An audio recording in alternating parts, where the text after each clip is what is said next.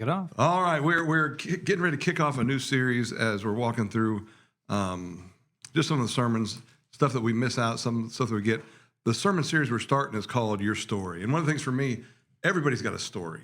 We have a story that one, God writes with us, for us, but I think the biggest problem most people have is they either don't know their story, that it can be powerful, or they won't share their story. But before we got there, Sunday, one of the things I was talking about is all the different callings that God gives us that are non-negotiables. Because you have those callings personally on your life that are personal, but there's some non-negotiables, and we talk through everything from praying and loving God, loving others, doing good works. But one of them that really a lot of people got stuck on or really hammered a little bit was when I started talking about how we're called to be stewards of God's stuff. Yeah. And how everyone has his stuff. None of it's our stuff. It's all his stuff. Even from the way we work, the way we raise our kids, the way we live in culture. We're stewards of everyone we meet and everything we say. And that's one of the things that I think people miss out on. And I know in Colossians it said, whatever you do your work heartily or with all your heart, as for the Lord. And I think we have a trouble sometimes making that reality. And we talked about it briefly. That was one of the things that really shook me Sunday was the fact that, and we joked about it, but out in the wild, we interact with people and we see people. And we touched this briefly the last podcast, but being able to see people where they are, I think is a big deal because that allows you to begin that stewardship. Yeah, you might interact with someone for that single blink of an eye, but how many things in life do we make time for that isn't as important as the mission that Jesus has set forth for us? So, if we really hone that skill, like woodworking or cooking or any of the things that we're good at, we're like, I've got that recipe figured out. Why don't we have that recipe figured out for how we interact with people? I know even as a dad, it's hard sometimes because having 3 boys, they drug home every stray that you could imagine. But there was one of them that got on my every last nerve. Christopher. Oh. It was a little girl in the neighborhood, and she didn't get on my nerve because she was bad. She got on my nerves because she was just all the time. She was there. She was talking. She was, "What are you doing? What are you doing?" It was like every cartoon you've ever seen of a little kid, and I was just getting so tired. And then God worked me over. He said, I brought her into your house because I need her to experience the Jesus you have. Yeah. And you talk about flipping the script for me. I realized she was my mission field, not my bane of my existence. I'm going to get so much trouble if Julie listens to this because I get in trouble for talking about that anyway. But for me, it was weird not weird, hammering to realize that her salvation, her picture of what a family looks like, everything can be hinging on us because you never know what somebody's coming out of.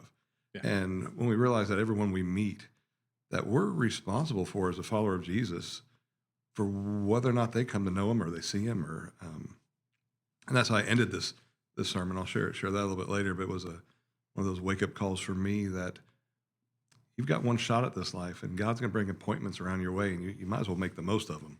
Oh, that being the watcher on the wall, and we're all called to be. Oh, yeah. No, I don't. You don't want to be the one who didn't alert everyone. Yeah. Yeah. And then all the blood's on your hands. Well, it's easy to sit there and just start rolling through the people you've interacted with. Like we know, like each of us at this table, you put 2 people, but let's be serious. We all have that. Like if you sat down and think about it, it's probably going to be most of the people you've interacted with. And Bobby, you're the man, my bad. No. I try not to let them be any more of them. Again, but it's because you've refined your recipe. And I think that's important. You get comfortable. It's easy to become really good at something and you can just move through it, cutting meat or setting up for a jig to do something. You get good at it. And that's something that I realize because I've not practiced it. I've not taken the steps to walk the walk. I'm not good at it. And because of that, I'm the watcher who was just like sitting in the corner, relaxing. And there have been plenty of people. Yeah. Yeah. No, I We'll love hit that. those. We have there's a lot of people that I didn't sound the alarm on. Well, let's go back to Ezekiel then. We'll start at the end and work our way, see where we end up. Because for me, one of the life-changing scriptures in my life was Ezekiel 33. And Ezekiel 33 is Ezekiel's sharing the prophecy of God. It's what God told him in chapter 3. He gave him a snippet of it ahead of time.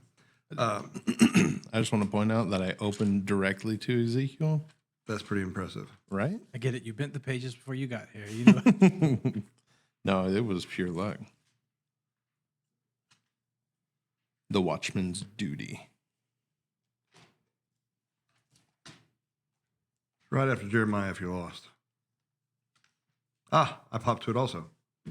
But in chapter 3, God tells Ezekiel, I've appointed you as a watchman over the house of Israel. Yeah. That your job is to say what I tell you to say, to speak truth to them, because they're about to all get wiped off the map. This is when they're rebelling against God. They're worshiping false gods, and God's sending Ezekiel to give them a warning before he cleans house and takes them off the map. Who wants to read? Sure. All right. What part? I'll start at 1. Okay. And the word of the Lord came to me, saying, Son of man, speak to the sons of your people, and say to them, if I bring a sword upon the land, and the people of the land take one man from among them, make him their watchman, and he sees a sword coming upon the land, and blows on the trumpet, and warns the people, then he, who hears the sound of the trumpet, and does not take warning, and a sword comes and takes him away, his blood will be on his own head. He heard the sound of the trumpet, but did not take warning. His blood will be on himself. But had he taken warning, he would have delivered his life. But if the watchman sees the sword coming, and does not blow the trumpet, and the people are not warned, and the sword comes and takes a person from them, he is taken away and is in his iniquity, but he is taken away as an iniquity, but his blood will be required from the watchman's hand. Keep going? Yeah, keep going. Oh. Now, as for you, son of man, I have appointed you a watchman for the house of Israel. So you will hear a message from my mouth and give them warning from me. All right, that's far. We got to go. Okay. And I think one of the things for me when I look at the watchman, the whole concept of what God's calling them to is that as believers, as New Testament followers of Jesus, we know the end of the book. We know what's going to happen. We know that Jesus is coming back one day, and that we don't have a second shot at this life. It's one or nothing. It's appointed a man wants to die, and then the judgment. And if we don't warn people, if we don't tell people, it's like if you know the bridge is out and it's a rainy night, you're going to hopefully stop your car, turn on the flashers, try and flag people down to keep them from dying. Yeah, we're beyond that. This is people going to bust hell wide open if we don't tell them. And he says to Ezekiel, this is really huge because you've been set apart, you've been called. And for those of you who say, well, that was him, not me. According to the book of Matthew, it is you too. Go therefore and make disciples of all nations, baptizing them in the Father, the Son, and the Holy Spirit, teach them to obey everything I've commanded you. That's the call. Acts 1:8, you will receive power when the Holy Spirit comes upon you, and you will be my witness. Question is, we can be a good one or a bad one. I think that's a big thing. That whole setup of you will be a witness. I love when you broke that down on Sunday of what a witness is. It's a big deal. It's a big responsibility to hold. And it's not like it was like you can be, it's not like you might speak in tongues or, cool. No, you will be a witness. You've seen the light. Go say something. And it's Julie who brought out to me that everyone's a witness. Yes. Some of you are just really bad ones. yeah. And I love the word witness is the word martyrs, or where we get martyr from. Yeah. No, that was super interesting. It was so huge. It's one who has information or knowledge of something, and hence one who can give the information and bring light or confirm something. One who announces the gospel. And it was so huge for me, even if you look at the watchman, still back in 33, if the watchman sees what's coming and he warns them, and even if he doesn't warn them, they die because of their own sin. People are going to hell not because of what I do. Right. They're going for their own sin. They caused it to happen. Yes. But it's on you for not telling them there was another way. Yeah. Or throwing a life preserver. Yeah. Yeah. Yeah. That's why I talked to my kids about that on the way home. About, my kids got baptized and then what does that begin to look like? And I was like, it's a lot bigger than, cool, you're saved, you're baptized. I was like, now it's time to start like how you're interacting and seeing the people around you. Because we talked about the stewardship side of this now and what that means in terms of, okay, I told you, I've given you every bit of tools you need to move forwards, and you choose not to take it. That means your hands are clean. Yeah. I was like, it's the fact that people go through life never giving anyone the chance to move into that discipleship, and that's when the blood begins to spill. And the life we live determines the witness. And we often don't talk a whole lot about that the way we live affects everyone who's watching us. Yes. But the way we live determines what they're going to believe or not believe. And back to the trumpet, this popped up while you were reading it, it stuck out to me, that in the New Testament it talks about when you play a note, it has to be one that they recognize.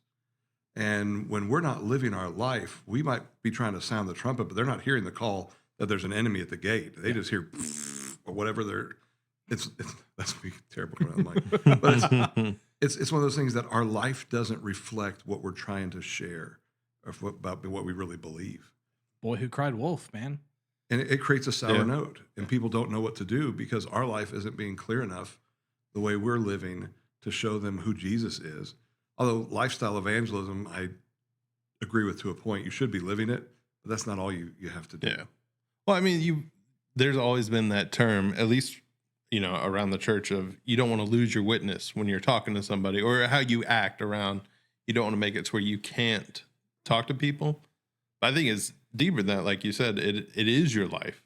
Like how they see you interact with everyone, with life.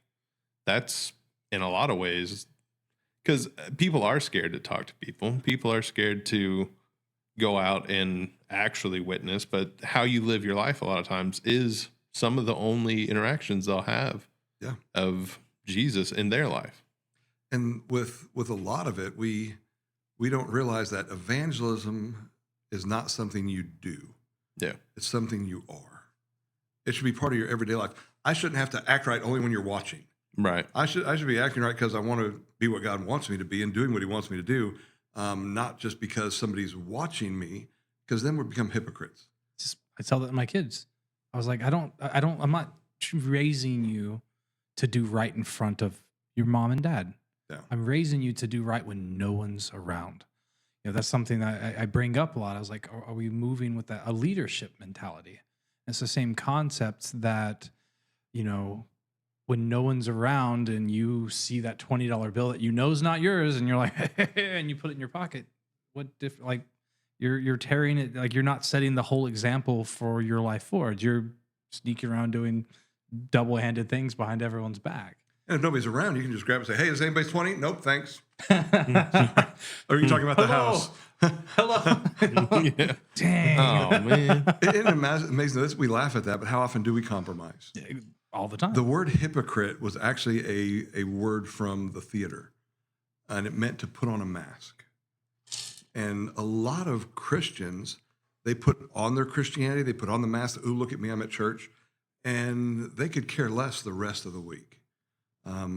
Who we are should be who we are, whether it's on Sunday or Monday or Tuesday, Wednesday. It should be us just as our DNA. For me, I share with people, we're going to get back to Ezekiel in a minute, because it's changed me. If somebody hadn't done it for me, I would be out of luck. I was sharing, I did a class this morning with one of our police departments, and we were talking through stress and different things. And one of the questions came up at the end was about my story and how do I talk to people and relate to people who don't have any background of who God is. And I said, I talk about their tradition, and we try to give them the mental health ahead of time, and then we help them if they want to know. And they said, well, we want to know, what's your story? I said, well, I didn't grow up in church. I was a hellion. So I don't have a flavor that I care for. As long as you know Jesus, we're square. But what sold me, because they said, what sold you on it? Because I shared all kinds of different religions. They said, you know about all these other religions. Studying all those, what made you choose Christianity? Which wasn't what the class was about at all, but it's where it ended up. You're like, here we are. I said, do you all want to know? And they all said yes. So for me, it was really fun just to share. I had somebody share with me a God I've never heard of, one that loves me just the way I am, one who because he loved me, left heaven and came to earth to die, even if it was just for me, that he wanted to make a way for me to be back with him. And I'd always heard about the scary God who's going to kill everybody, send them to hell, and the little kid with the magnifying glass that fries the ants. I figured he's the magnifying glass guy, and I'm the ant. Mm-hmm. Well, fire and brimstone is the popular go-to, especially in that time. Yeah. What are you saying that time? Old. Okay, yeah, whatever.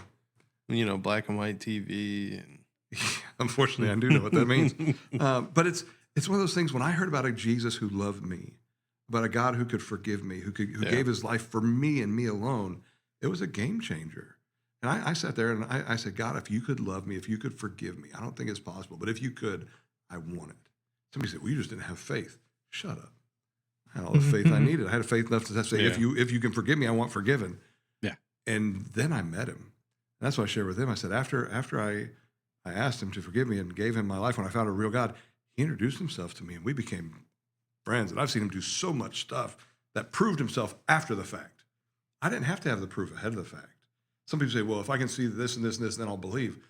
When I found somebody who loved me for me and wanted to have a relationship with me, wanted to make so I wouldn't go to hell, but have a life worth living, I'd never been loved like that. I'd always had that feeling that you have to jump through hoops to earn my love. And for good or bad or the other, that's what a lot of people have grown up with, that we have to earn it. And Jesus said, no, I did it when you didn't deserve it. Yeah. And that blew me away. And you touched on that a little bit Sunday of, and we talked about this last time as well, the whole premise of what we are allowed to do and not allowed to do. Too many people I talk to are like, oh yeah, I'm beginning to believe there is a God, but how could your God be the right God if these bad things happen? Or this isn't approachable at all. I was like, well, have you actually tried to approach it? Like, are you spending any time actually seeking who God is in your alone time? I'm like, all you see church is the church that you showed up at. And that's God to you. I'm like, you've not actually There's some horrible ones too. Well, yeah. And I'm like, you've not actually made the effort to know who God is. You've made an attempt to go to church to make people happy. And there's a big difference between like who God is and... I don't know if that's the reason a lot of them went. I think there's a lot of people go hoping they're going to find out who God is and find a real God who could love them. And what they find is masks, hypocrisy, or people focusing on what you do and don't do, instead of focusing on who you know and who you don't know. And what happens whenever that, I can lean, thanks. It felt better to lean back. All right. They take care of my mic for me because I never know what I'm going to be doing. But for so many people, they go expecting to meet God, and we as pastors or as churches, we give them something else. We give them all I want's your money. We give them, you're not good enough to be here. We critique their clothes. I tell people, I don't care what you wear as long as you wear. That's just my only prerequisite. Jesus wore a dress. Well, not a dress, a robe. I'll get in trouble for that somewhere. But Jesus hung out with the normal people, and more sinners wanted to hang out with Jesus than religious people because he loved them where they were. You think about when he's at, was it the Pharisees' house Matthew's party with all the prostitutes and tax collectors and all the different people that they weren't allowed to hang out with. And even the Pharisee says, your teacher's eating with them. Jesus was all about them. Yeah. His ministry was them. We're them. And they didn't find something false when they ran into Jesus. They found the legit. They found love. Yeah. He never put up with sin. And I'm still a firm believer. God accepts us wherever we're at in our sin. He did me. But he doesn't want to leave us there because it's killing us. Yeah. What we think we need is poison. I've often used the green bologna scenario when I'm talking to girls about dating. But it's true of everything. You ever been to Walmart and seen the bologna's been there a little bit too long? It started to turn color, or the steak. Walmart, we're sorry if we're trying to get Dr. Pepper as a sponsor, but we'll take you too, and I'll switch it to Publix if you want. But the green bologna is green. Well, I guess we could move. Now we've lost Publix, didn't we? The green bologna is green bologna. But some people, that's all they've ever eaten. And they think that this all they can survive on is this because it's all they've ever known. And God's offering ribeye. God's offering a perfect steak. But they say, I've never had that before. I don't know if it's going to sustain me. I don't know if I can live without this. The minute you eat the ribeye, you're not going back to green bologna. You're going, that's killing me. That's nasty. But when it's the unknown, it's scary to have that faith to trust God that he could love me. He could forgive me. He could give me something better when I already have this over here that I know at least I haven't died yet. Yeah. That's where I run into it. But I loved with martyr also, the concept of it was that when it became to be known for people who died for their witness, for their faith, but it should never be used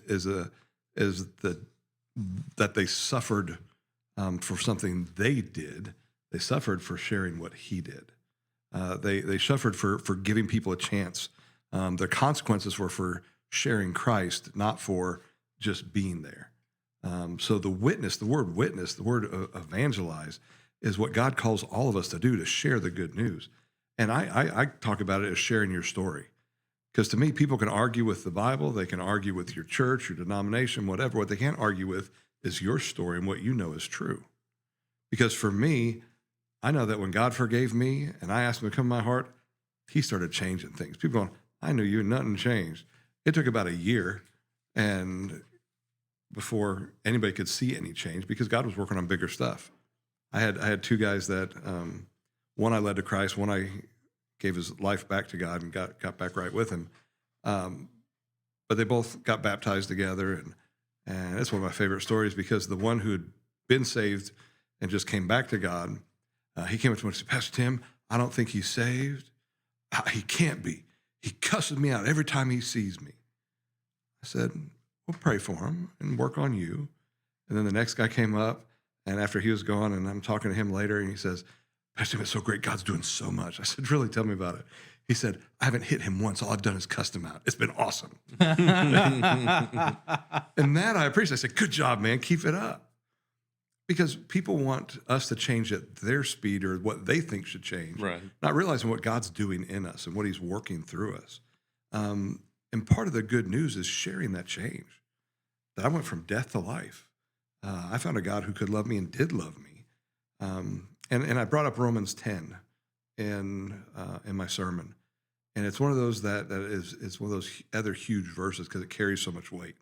10:14 says, how will they call on him who they have not believed? And how will they believe in him who they have not heard? And how will they hear without a preacher? And the word preacher there is not somebody who does it for a profession. It's somebody who's proclaiming the gospel, proclaiming the good news, somebody who's telling somebody their story about Jesus so they can meet him. And how will they preach unless they're sent? And according to Matthew and Acts 1:8, we've all been sent. We just got to be faithful enough to do it. And then it says how beautiful are the feet of those who bring good news of good tidings. And I have some good looking feet. For me, when I look at my whole life, there's too many people, like we shared earlier, we didn't share with, we didn't talk with. And usually who gets in the way of that happening is me, not them. Right. It's usually where I'm at spiritually, not where they're at. And I think I shared the story Sunday about our waitress at one of the restaurants. Yeah. And it was horrible. Got terrible service. I was ticked. I was ready to walk. It was a staff lunch and all the staff's there. And I'm just getting more and more frustrated. And I always ask all of my wait staff, what can I pray for you for? Well, we're praying for the food. I tell them, go big, it's God. Just to break the ice with them and find out how life is and get a chance to just share life with them.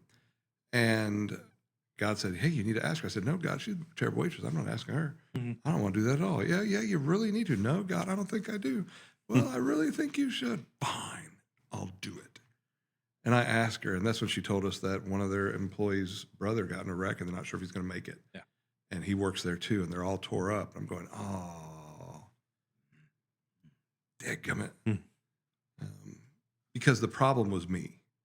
When we don't realize that people have stuff going on in their life, and it becomes all about me and what I want and what I should be getting, we miss out on so many chances to minister and shepherd and talk to people. And we realize that the only way they're going to hear is through us. God doesn't have a big neon sign saying, everybody turn to Jesus. He chose us. And I think it's hard for some of us to believe, too, that he would choose us because this is really some poor choices. But the only reason he chose us is because we're all he has to work with. Uh, Why did he choose the 12? ones who chose to stick around. He just, That's all he had to work with. yeah, You had a couple fishermen, which might as well be shrimpers. They're rough. yeah. There was Matthew, the tax collector, who just ripped people off for a living, and Rome endorsed it, and he could enforce whatever he wanted. You had Simon the Zealot. He was a hitman. That's what they did. The Zealots believed in taking back control of Israel by political assassination. Whatever means necessary. By whatever means necessary, just like they were going to do to Paul. Yeah. And that's the guys Jesus chose. He didn't choose, I don't think any of them were religious. And a couple of them followed John the Baptist because John was one of these guys who was shaking things up, saying, hey, let me tell you my story.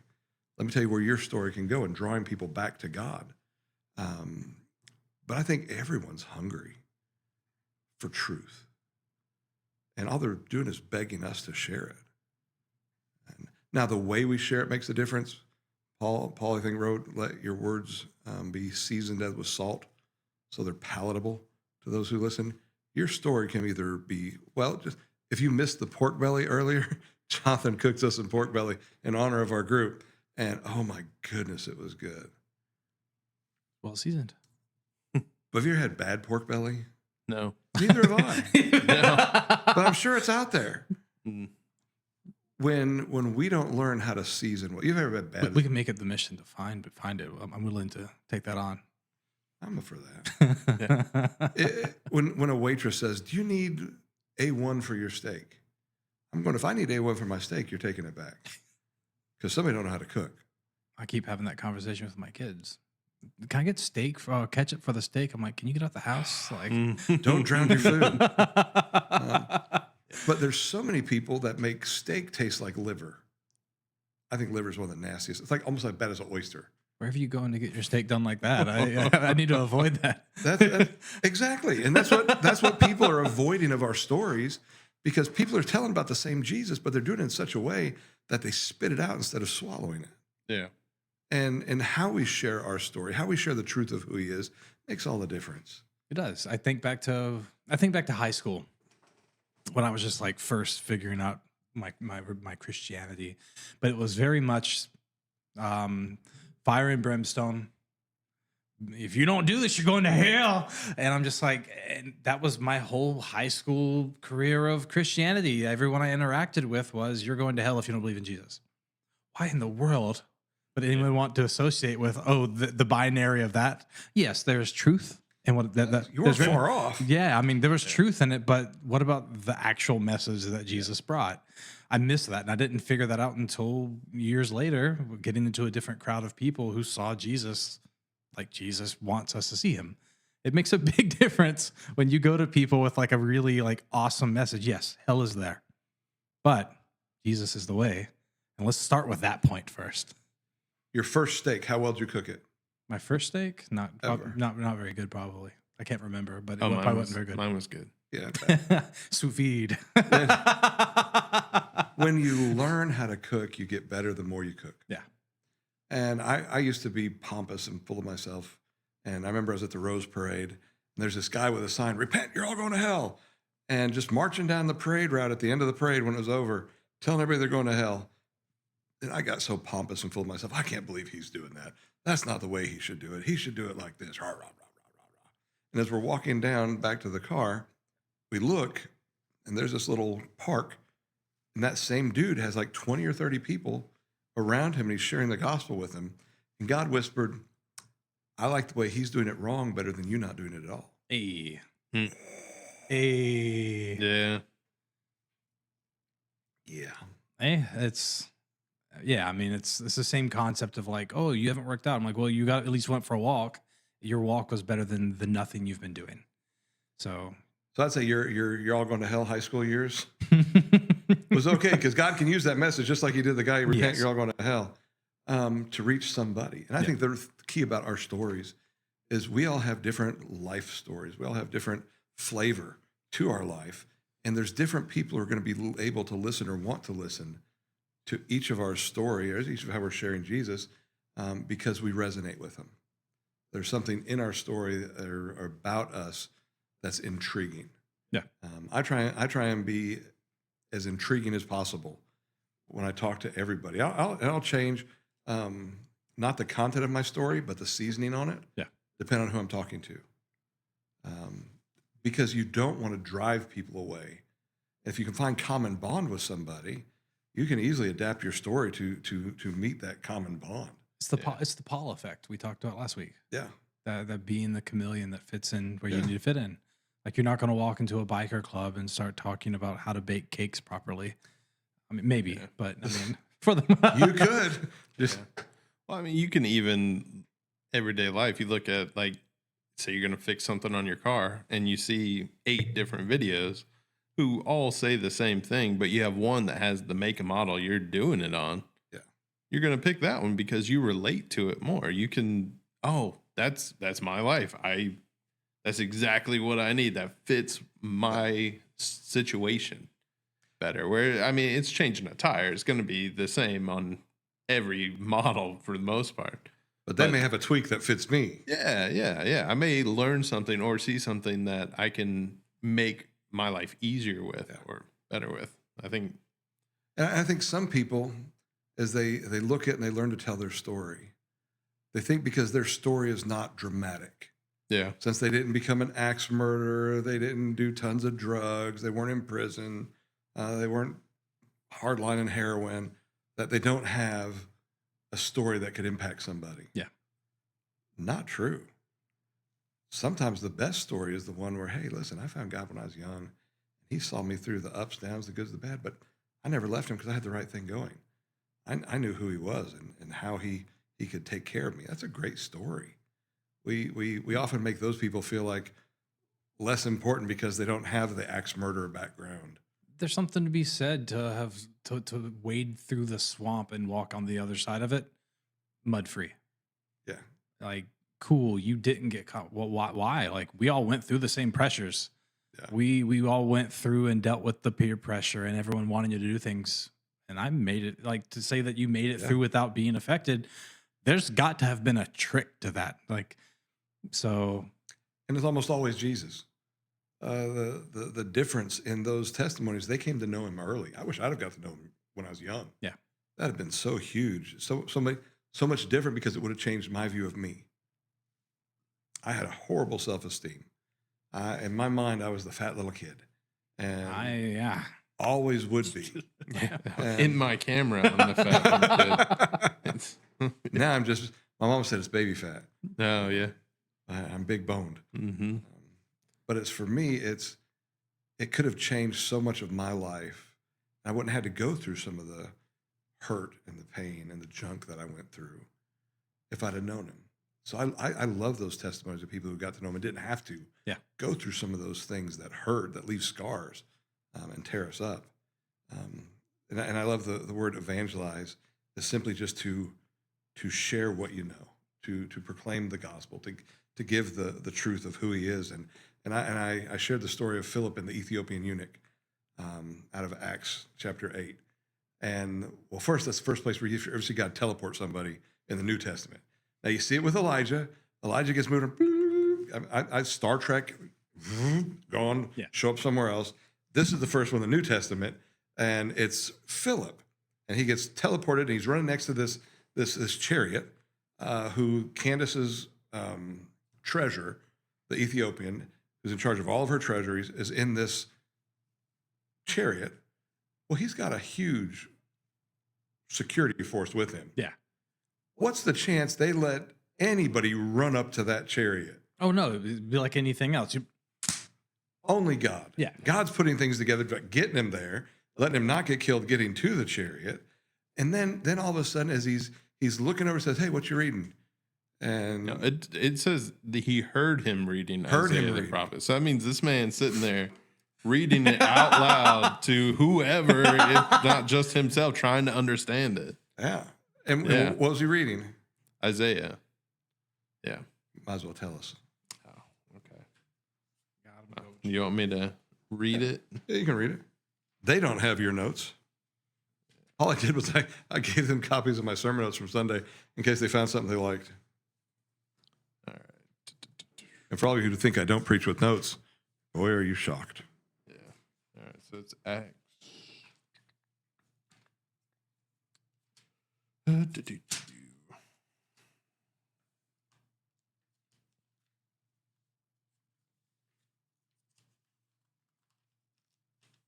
Chapter 8. There we go. Yeah. 8:30. My fingers aren't so big.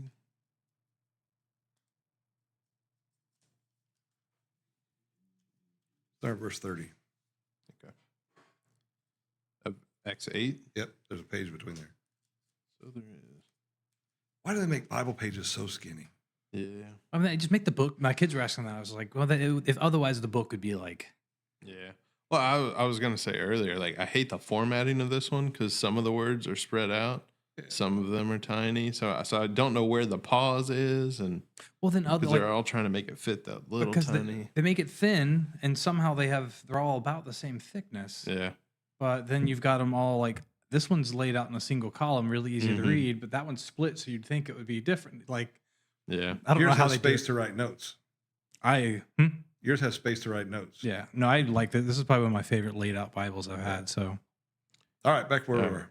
So Philip ran up and heard him reading Isaiah the prophet and said, "Do you understand what you're reading?" And he said, "Well, how could I unless someone guides me?" And he invited Philip to come up and sit with him.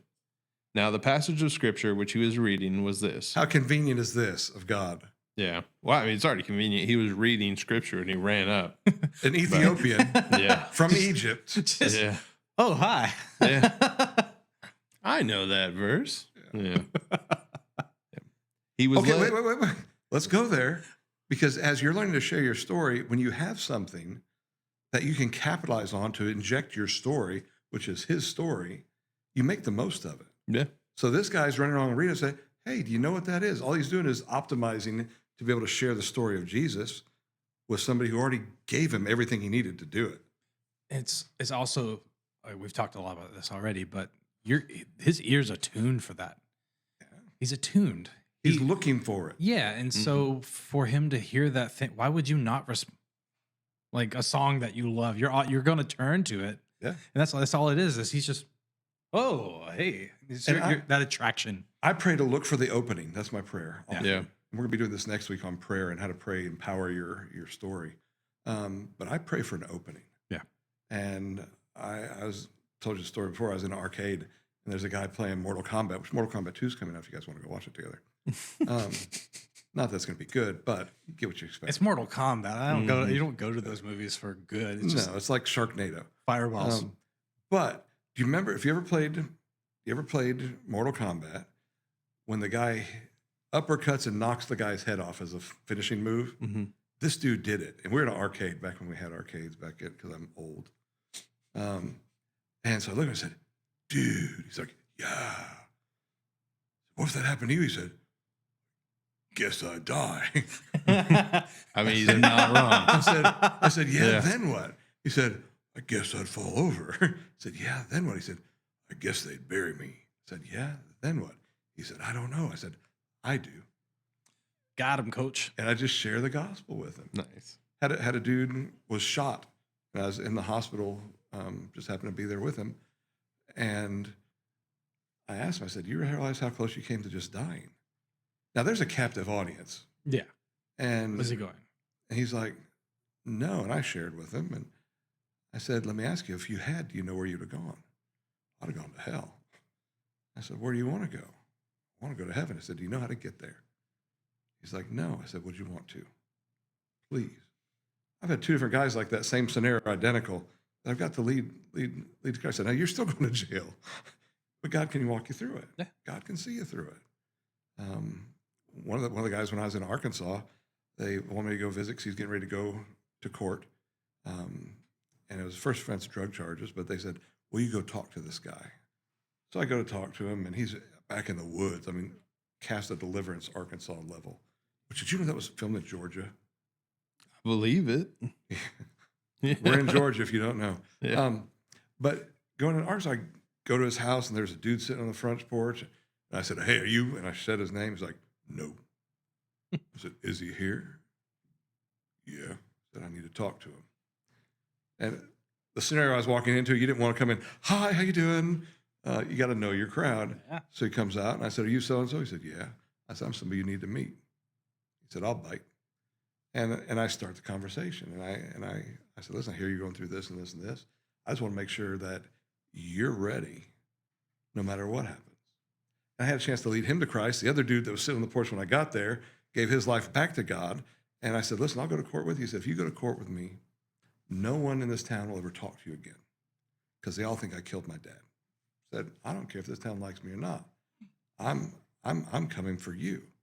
And went to court with him. And fortunately, he told the judge that he'd smoke a bowl right here in the courtroom and get it from the DA. And he didn't get well. And he ended up getting like 46 years on first offense drug charges. That's why you don't do anything wrong in the backwoods of Arkansas. But I talked to him afterwards, and I said, "Listen, you can't change what just happened. But because you gave your life to Jesus, you can make the most of it." He's like, "What do you mean?" I said, "You're going to prison for a long time. You've got a ton of other people who are captive audience. They can't get away.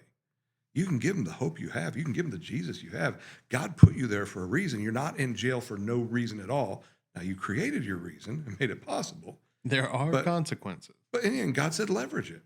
Once you're there, because all the stuff he went to jail for, he was doing before. Well, he still was doing some of it as he got arraigned. But God started working him. You know what he ended up doing in prison? Chaplain. Nice. He ended up leading Bible studies in the prison, having a great time. They retried him because his was really a Mickey Mouse trial. Yeah. And he got out. I've lost track of him since, but how great was it that he came to Jesus knowing his life was about to be torn up and said, "All right, I'm going to take it for real. And I'm going to let him use me wherever I'm at." And he Shook the foundation of the whole prison. yeah. How many people are now walking better lives? Yeah. And just the whole cascading effect of that is really powerful. And it never would have happened if somebody hadn't said, "Hey, Tim, will you go talk to this guy?" Now, I should have said, "Why don't you go talk to this guy?" But I didn't. Yeah. I saw it as an appointment, one of those God appointments that God makes for us. And part of sharing our story is realizing that there are people that God's putting across your path that need the hope you have and need your story. Yeah. That was my whole sermon in a nutshell. Yeah. Is your story can make a difference, one, because it's unique. No one else in the world has your story but you. Somebody is going to be attracted to that story or is going to relate to that story. And you're going to have a better chance leading them to Jesus than I will because you have something in common with them. They're part of your story. Yeah. But I think my points, one of them was, well, why should I share my story? One, because it touches others that no one else will. Second was because Jesus commanded, because it's not optional. When he said, "Go make disciples," I love and there's an argument between theologians, but I think they're wrong. When you translate the word "go" in the Greek, it's "as you go." That no matter where you're going, God's saying leverage it, whether it's to jail, whether it's to the video game, whether it's your waitress. Leverage wherever you're at. You're not there for no reason. That's why I do so much witnessing at the hospital. Not because I go to visit people, because I'm always there. And I said, as long as I'm there, I might as well make the most of it. Well, and it makes sense. I mean, look at what the disciples did and what Jesus did. They didn't it wasn't go and do it. They were as Jesus walked, as he went from place to place, as the disciples went from place to place. They didn't force anything that needed to happen. They just, as they went, it's a Venturi effect. That stream that pulls and everything pulls alongside it, because that's just how things work. And they moved and God moved with them, and the people were affected by that. So I love that Jesus taught them along the way. Even when he fed the 5,000, you ever read that story in depth? When he fed the 5,000, they came to Jesus saying, "Jesus, we can't feed all these people. There's too much. Let's send them all home." He said, "No, you feed them." they're hungry. He's like, "We can't afford that." He said, "What do you already have?" Yeah. And Philip was always the one who was Andrew was always the one bringing people to Jesus. And Andrew says, "Hey, we got a little boy whose mama packed his lunch. He said we can have it." And he said, "All right, that's all I need." Yep. All he asks of us is to give him what we've got. The multiply. But he asks us to do it. Could he put a big neon sign in the sky saying, "You're all going to hell if you don't get right"? Yeah, but he chose to use us instead. Yeah. We're his sign. And having the ping pong balls, this is something that we're doing, and I found it, I stole it and I'll steal it unashamedly because I loved it. I used to use a target about trying to bring people to Jesus. Right now we're using ping pong balls, and we have a big display that you put it in.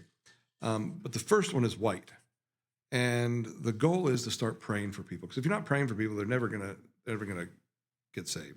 They're never gonna change. You're never gonna have your mind change to where you see people as potential storyboards if you're not looking and if you're not praying. So when you got somebody you start praying for, the whole campaign is who's your one. You put their name on the ping pong ball, you put your name on the other side, and you toss it in. And for the next month, we're praying for that person. They're praying for that person. If you get a chance to ask some of the just anything to lead them towards God, like if that were you, what would happen next? Then what? Then what? Then what? That counts. If you're talking to your waitress and you're saying, listen, we're going to pray for our food. Can we pray for you? Yeah. And she gives you something and you start to drink a whole lot of drink. So she keeps coming back. And the more she comes back, the more you expand that conversation to where you can find it and end with, hey, listen, I want to make sure that you're okay. And that if something, I may never see you again, but if I don't, will I at least see you in heaven? That's a terrible way to witness, but guess what? I tried it. It did something. I've led some people to Christ doing it that terribly. And so if you ask the question, I have them take a yellow ball, and I chose yellow because when you finally quit being chicken and you ask any of the questions. There was a great little man who lived on... Ezekiel. Nope, different little man. This little man lived in Sydney, Australia. And he would walk down, I can't remember the name of the street, First Street, one of those. And I used to think it was Straight Street, but that's not. That's where Paul met Jesus. But he would say, he'd walk down the road, little old man say, hello. I say, hello. Can I ask you a question? Little old man, you don't tell him no. I say, sure. If you were to die today, you know where you'd go? Thank you very much, toodaloo. And he'd walk off.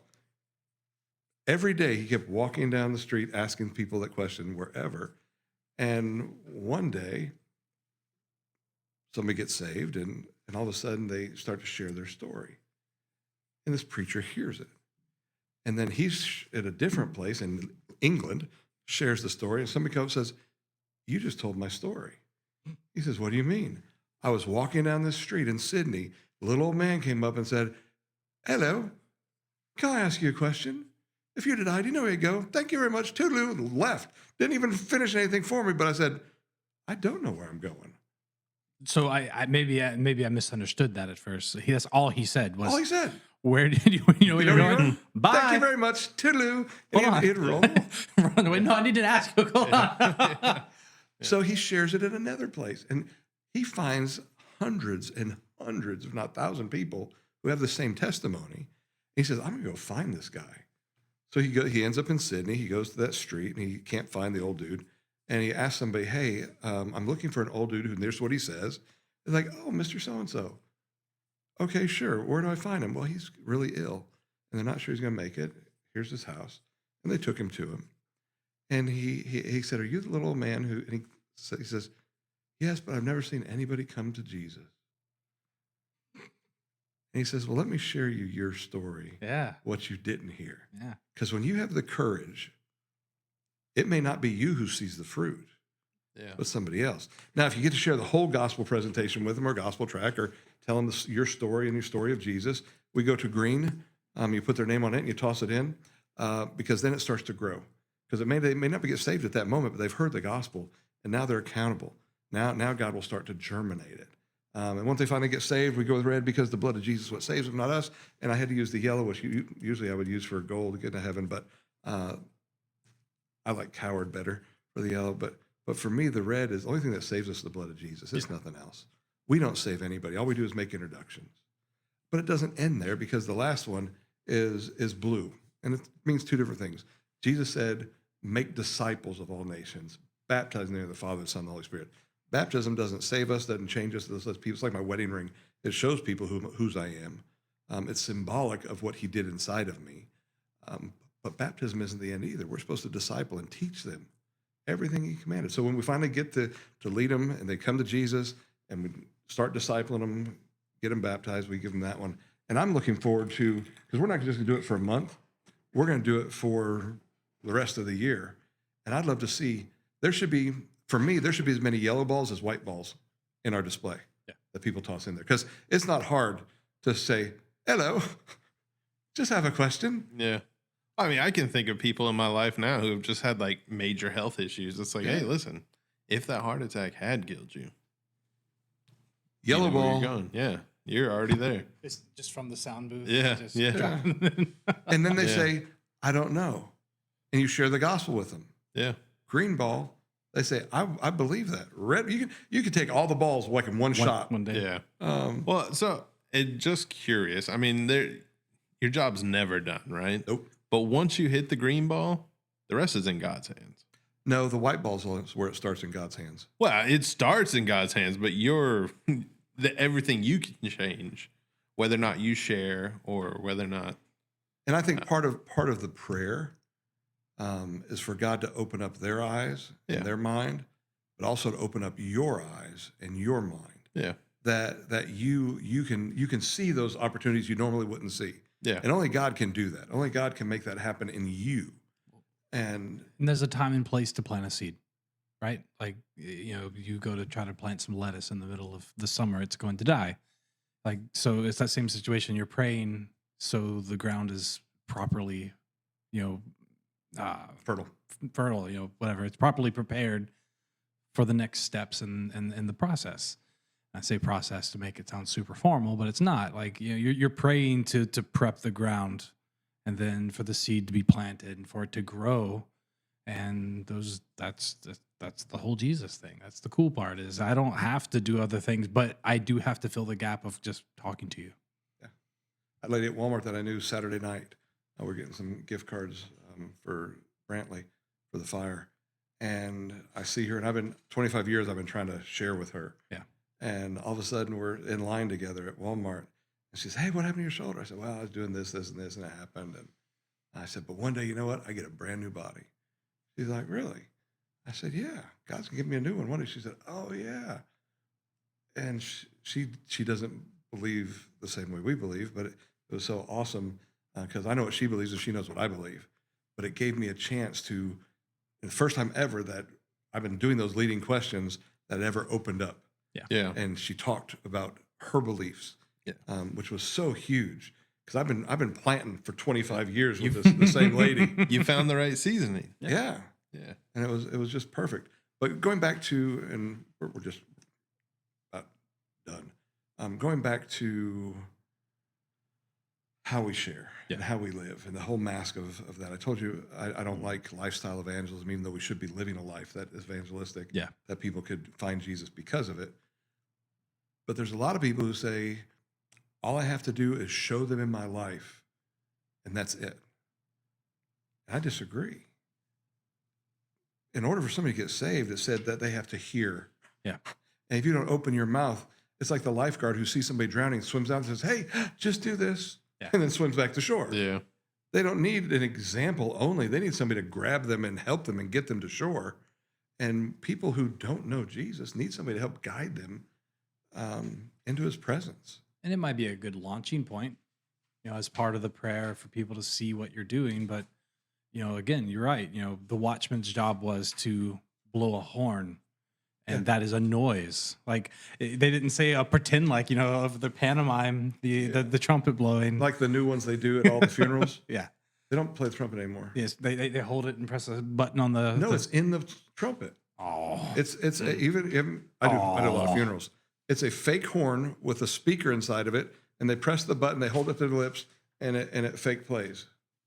Oh. Yeah. Is it that hard to find trumpet players nowadays? Yeah. Man. I think I'd rather you just put a Bluetooth speaker out for me. Like the last point really for me was eternity demands it, that we share our story. Because that's where John 3:16 comes in. For God so loved the world, he gave his only begotten son, that whoever believes in him shall not perish, but have everlasting life.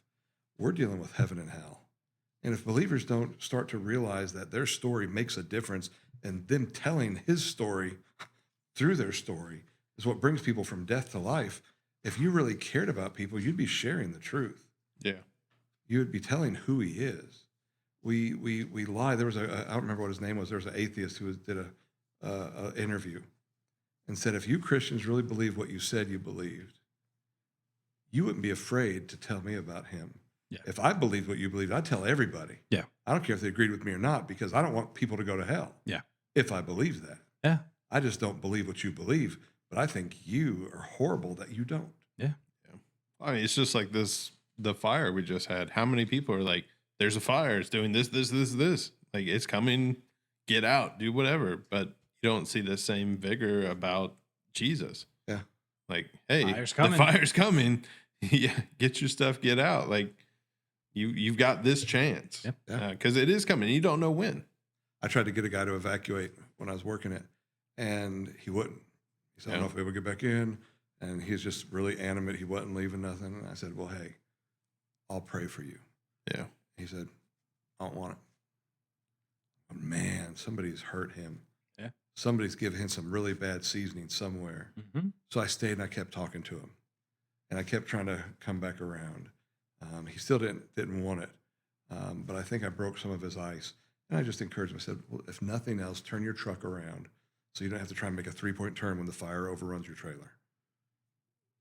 Your dog's already in it. You know it might come. Just do this to be ready.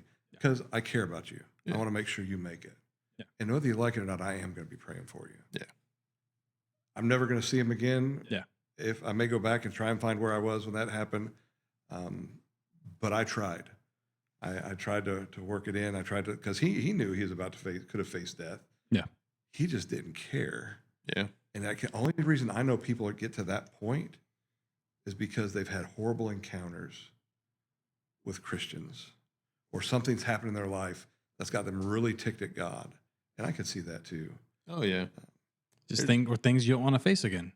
Yeah. Well, and there's tons of people who have stuff happen that they're like, if God is so merciful, if he's this all loving person, how's he letting this happen? Yeah. And it's hard to say it's not, it's a fallen world, stuff like that. It doesn't help a whole lot at that point. Yeah. Yeah. Well, and no one wants to hear it. It's just just tries to feel like you're trying to smooth over a bad sickness. Yeah. And usually get out of jail free card is, you don't want to hit the hard question. I try not to give them those platitudes. Yeah. I'll say, dude, I'm sorry. Yep. Am I allowed to say sucks on here? Guess we're Sure. Yeah. That sucks. No. Yeah. It's horrible. I hate that happened to you. It shouldn't happen to anybody. God hates that happen to you. And I may not be able to ever understand or explain to you why. Yeah. But I know as much as I hurt with you, God hurts with you and for you. And I could give you all the answers in the world about, now personally, I believe there's going to be a line when we get to heaven to slap at him. Mm-hmm. Just because he needs the it. old dunking booth. Yeah. But because we're in a fallen world, all these horrible things happen, but that doesn't always help. Yeah.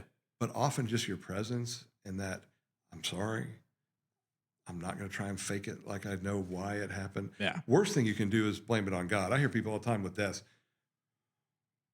It was just God's will. Oh, yeah. I don't know if it's God's will. Yeah. God may have wanted them to live. Well, if God wanted to live, they would have. Not if somebody else's free will got in the way. I'm like, you can either have free will or you can have a God that's pressing down on you, which, like, personally, I don't want the God that's pressing down, because that means he is making bad things happen. And biblically, that doesn't line up at all. Like, he gave us free will from the get-go, and they were like, yo, apple, like, eternal life and a whole lot of peace, or an apple, and they chose the apple. So. Because they believed a lie. Yes. Yeah. Satan got them the same lie he still does today, to doubt God's providence, to doubt God's love, to doubt that he wants the best for them. And he sells people a lie. Let me give you this. It looks really good. Mm-hmm. It's going to make you happy. And when you eat it, it kills you. Yep. That's just the allure of sin. But I think when those people get hurt like that, when they go through it and they see it, we still owe them the truth and love. Yeah. In love is key, though. Mm-hmm. Not to get a notch in your belt, because you truly care about them. You truly don't want to see somebody hurting. You truly don't want to see somebody life disappear. You want them to have a good life and a life that's worth living. Yeah. Just like a parent or anyone who sees the kid reaching for the stove, tell him, no, I don't do it. It's hot. It's going to burn you. It's the Like, stewardship. you want the best for them. And sometimes they are going to touch it and things are going to happen. Yes, they will. And but you love them through it. You're like, listen, I hate that you burnt yourself.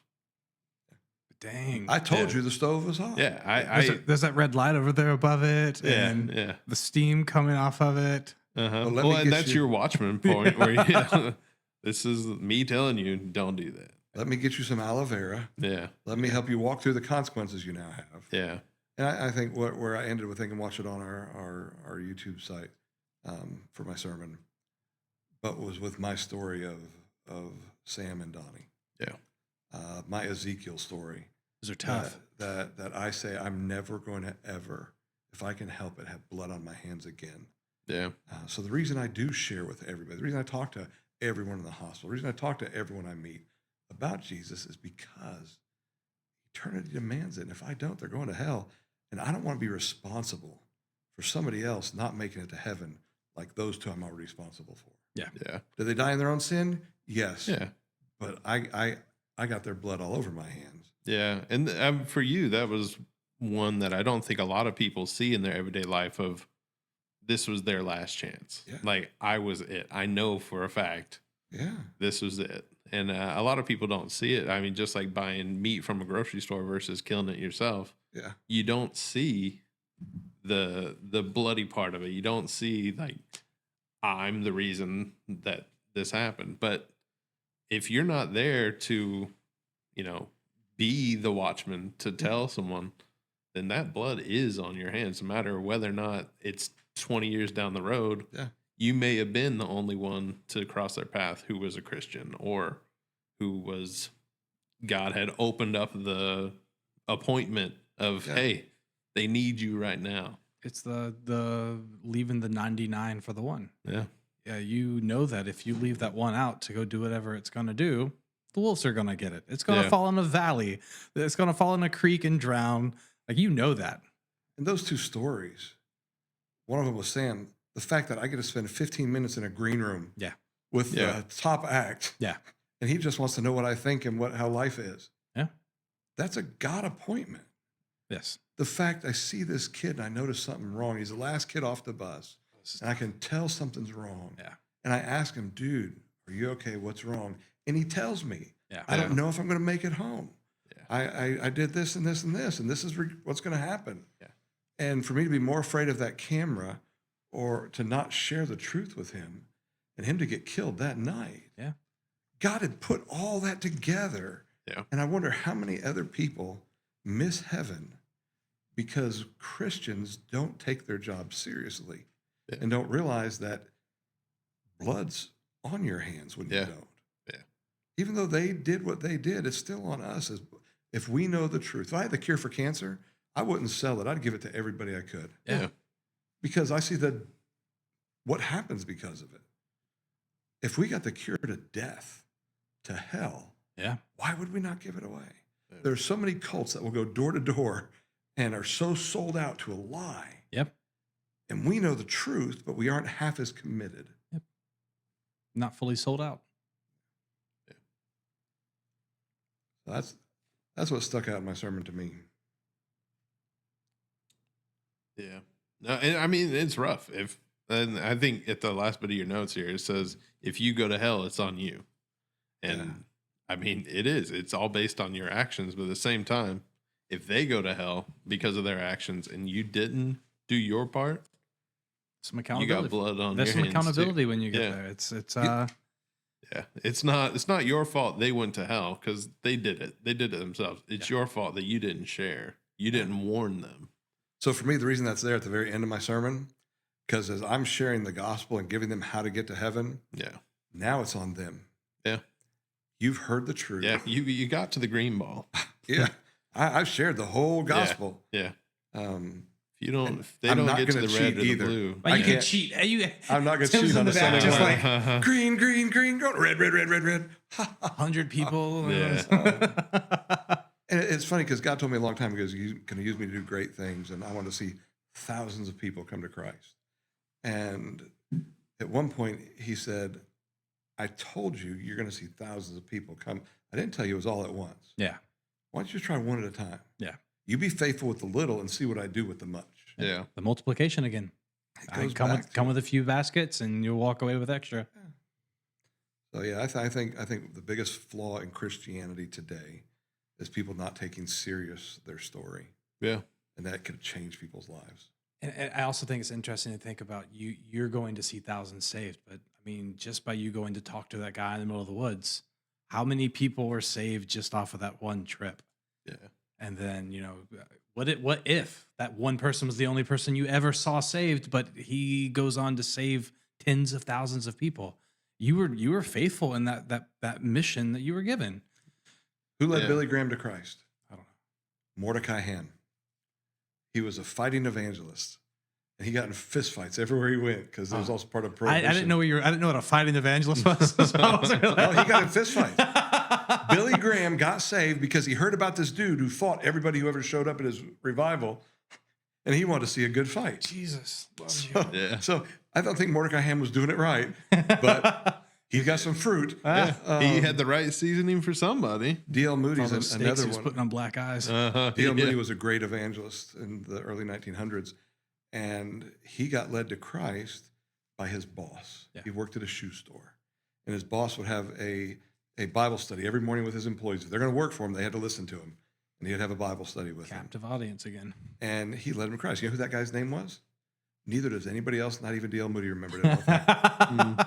But I guarantee it's written in heaven. Yeah. Yeah. And he would never know, just like the little man, how many people. Yeah. That I mean, that hit me right in the feels when he's like, I never saw anyone come to Christ. The little old man who's like, you're gonna you're gonna die. Do you know where you're going? And Dude, Just because he ran away from everyone and didn't talk to them. Well, I mean, he's planting that seed, and then he doesn't ever hear anything, and he's depressed when he's On his old, deathbed. and yeah, I planted all those apple seeds and never got an apple. Well, you Yeah. planted them on the other side of the continent. Yeah. Like, There's orchards everywhere. yeah, If you think about that Johnny Appleseed, yeah, he didn't see any of those trees grow. no.